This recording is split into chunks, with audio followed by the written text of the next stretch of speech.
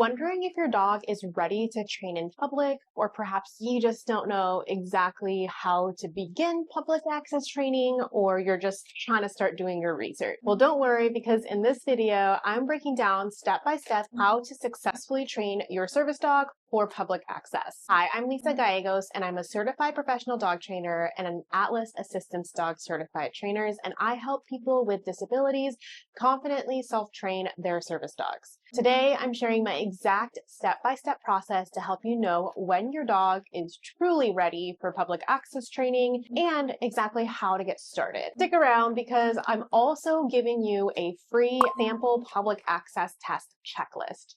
This checklist makes it crystal clear what your dog already knows, what they still need to learn, so you can eliminate confusion and know exactly what to train each day. All right, let's go ahead and dive in, starting with the big question. Is your dog actually ready to train in public? Before stepping foot in public, let's do a quick readiness check. 1, your dog should know how to potty on cue so that there are no accidents. They should generally know how to walk in a calm heel. It doesn't have to necessarily be perfect, but you want to know how to get your dog back on track if they get distracted. Is your dog also able to pay attention to you even with mild to moderate distractions? They should also know a solid leave it, and staying calm and controlled generally is important, not jumping or knocking things over. If your dog struggles with any of these, make sure to keep practicing at home in less distracting environments first. You can still walk through the checklist, but you'll just want to walk through the general items in a less distracting environment. Next, let's talk about picking the right spot. Consider these points. First, dog-friendly locations are usually less stressful for you because dogs are allowed, but you'll need to be aware that there are distractions from other people's pet dogs. Store entrances are a great low-pressure spot to practice, or the parking lot, so if your dog does well, you can generally gradually move inside. Places like a fine dining restaurant are going to be high pressure because they tend to be a little bit more nerve-wracking for the human. And always choose locations where you can quickly and comfortably exit first if your dog struggles. When choosing a location, in general, you want to pick somewhere that you can leave pretty easily. Like, you don't want to pick a movie because then you have to leave the movie halfway through, especially if it's in the beginning stages of your training. Of course, once your dog is more advanced and you know they can handle it, you can start to expose them to some of these more challenging situations. Step 3. Make sure to check your local and state laws. So I'm from the US, so I generally know a lot more about the ADA. And the ADA covers trained service dogs, not service dogs in training. So if you're in the US, just make sure you double check your state's laws as far as service dogs in training. Step 4.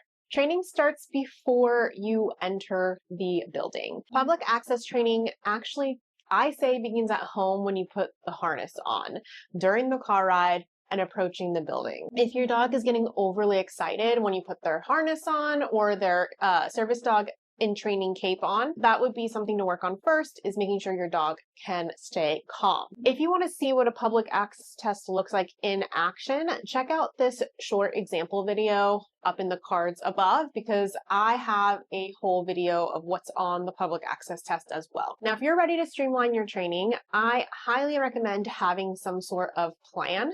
So you can download my free sample public access test checklist. It's packed with everything that you need to know to pass the public access test and get your dog not only trained to ADA standards, but above and beyond ADA standards. I would take this checklist and check off and identify areas that your dog knows already, and then areas that maybe your dog needs a little bit more practice. You can click the link in the description to download your checklist instantly. So really quickly, I wanted to pop in here and explain how you will use this public access test checklist, or how I recommend you use it. So essentially, all you are going to do is first go through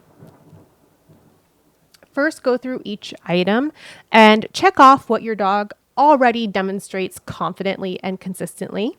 Then you can make a skill building list, and this is going to become your roadmap of what to focus on. And then within the skills that your dog still needs to learn, I would just work on those one at a time and break it up into small pieces. Now, number 3 is really, really important though, which is we want to determine whether some of these are more of an execution and learning how to do the behavior in a distracting environment, or if your dog is experiencing stress and overstimulation and they're kind of in their fight or flight mode, or if they're really excited, they're just not able to focus. And so the reason why we want to know this is if you notice your dog can't do anything outside or anything around another dog or anything when they're at the shopping center, that's going to be more of an emotion regulation issue, which means we want to work on counter conditioning our dog to that environment or to that trigger. And so I recommend also creating a list of distractions